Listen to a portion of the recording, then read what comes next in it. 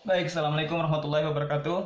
Perkenalkan, nama saya Muhammad Ilham, NIM 426 17010.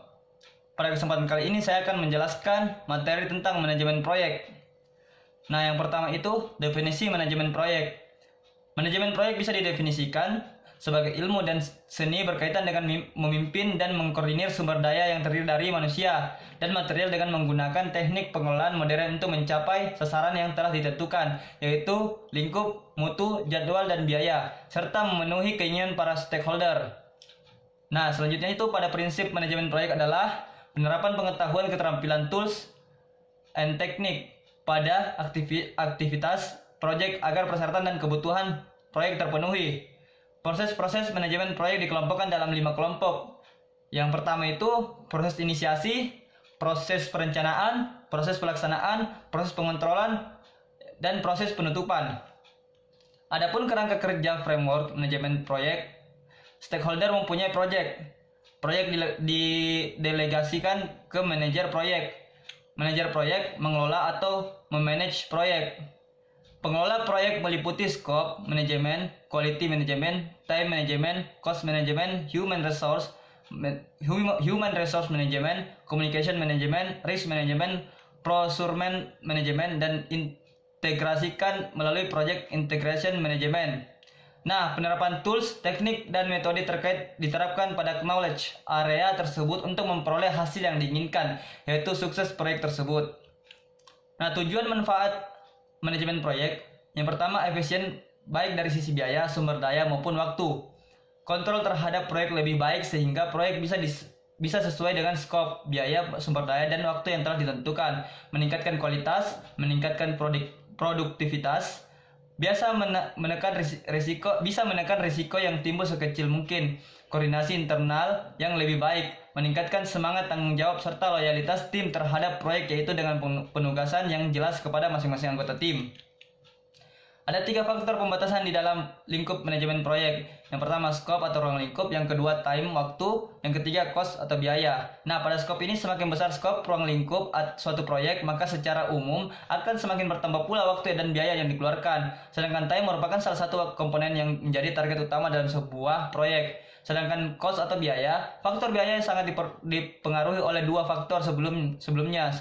Semakin besar ruang lingkup dan semakin lama waktu, maka semakin besar juga biaya yang dikeluarkan oleh proyek tersebut. Adapun metodologi manajemen proyek, beberapa pendekatan yang digunakan dalam memanage aktivitas proyek antara lain. Yang pertama itu the traditional approach. Yang kedua rational unfield process. Yang ketiga temporary organization squashing concept. Yang keempat critical chain. Yang kelima extreme project management. Yang keenam event change methodology. Yang ketujuh proses based management.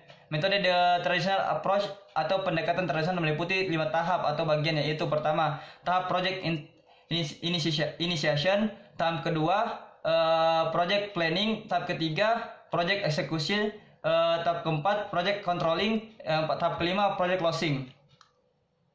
Adapun knowledge area manajemen proyek, scope management, time management, cost management, quality management, human resource management, communication management, risk management, procurement management, project integration management.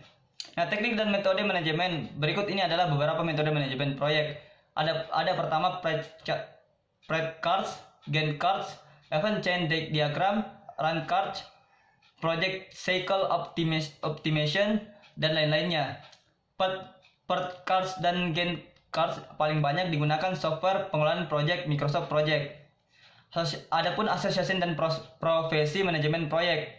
Nah, association manajemen proyek diantaranya adalah The Project Management Institute atau PMI, The American Academy of Project Management disingkat AAPM, The Agile Project Leadership Network disingkat APLN, The International Project Management Association. Standarisasi internasional manajemen proyek diantaranya adalah Guide to the Project Management Body of Knowledge atau bisa disingkat PMBOK GUID. Yang kedua itu the Standard of Program Management. Adapun sertifikat profesional manajemen proyek diantaranya adalah CPM, The International Association of Project dan Program Management, IPMA Levels of Certification, IPMA minus A, IPMA minus B, IPMA minus C, and IPMA minus D. PMP Project Management Profesional. Baik, mungkin itu saja yang sempat saya sampaikan. Lebih dan kurangnya mohon dimaafkan. Assalamualaikum warahmatullahi wabarakatuh.